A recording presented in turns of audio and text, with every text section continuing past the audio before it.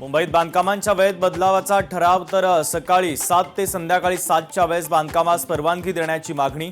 या संदर्भात राज्य सरकारकडे योग्य निवेदन करण्याची महापौरांना विनंती। राज्यात पीक पाहणीसाठी 31 मार्चपर्यंत मुदतवाढ। महसूल मंत्री चंद्रशेखर बावनकुळेंची विधानसभेत घोषणा। रब्बीची पीक पाहणी 55% झाली असल्याने सरकारचा निर्णय। भाजप आमदार मंदा म्हात्रेंना हृदयविकाराचा झटका। नवी मुंबईतील अपोलो हॉस्पिटलमध्ये त्यांच्यावर उपचार सुरू।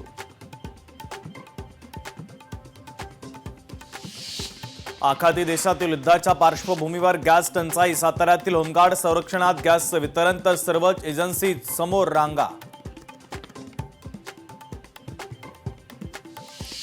भंडाऱ्यामध्ये कंत्राटी कामगारांचं काम बंद आंदोलन। डोंगरी बुजुर्ग माइन्स गेट समोर आंदोलन। मागण्या मान्य होणार नाही तोपर्यंत आंदोलन सुरू ठेवण्याचा इशारा।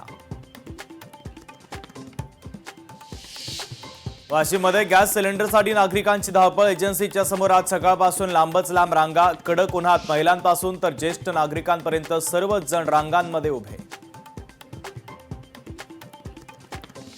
सिंधुदुर्गच्या करूळ घाटामध्ये इथेनॉलचा टँकर पलटी। अपघातामध्ये चालक गंभीर जखमी। ग्रामीण हॉस्पिटलमध्ये उपचार सुरू। चालकाचा ताबा सुटल्याने अपघात झाल्याची प्राथमिक माहिती।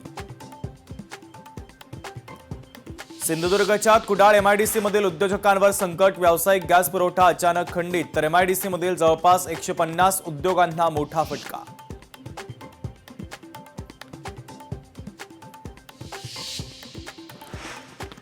आंब्याचं उत्पादन यंदा घटल्यानं आवक मोठ्या प्रमाणात। आवक घटली तर पुण्यातील मार्केट यार्डमध्ये हापूस देवगड आंबे दाखल। आंब्याच्या दरामध्ये झाली मोठी वाढ।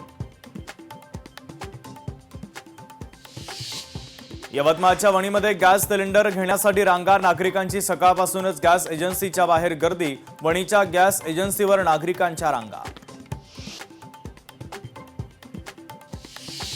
मुंबईमध्ये शेकोटी पेटवण्यास आणि चुलीवर जेवण बनवण्यास बंदी। मात्र पालिका कंत्राटदाराकडून रस्ते दुरुस्तीसाठी रस्त्यावरच डांबर वितरवण्यासाठी चुलीचा आधार। पालिका अधिकाऱ्यांचं मात्र याकडे सर्रासपणे दुर्लक्ष।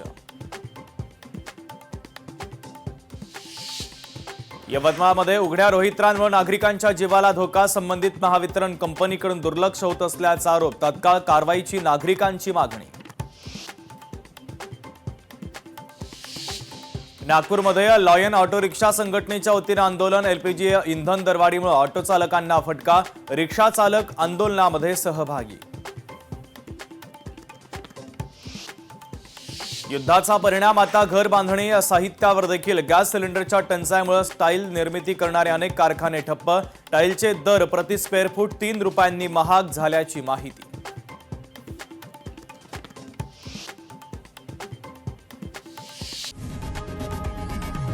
लोकशाही मराठी ऐका, पहा, जागरूक रहा।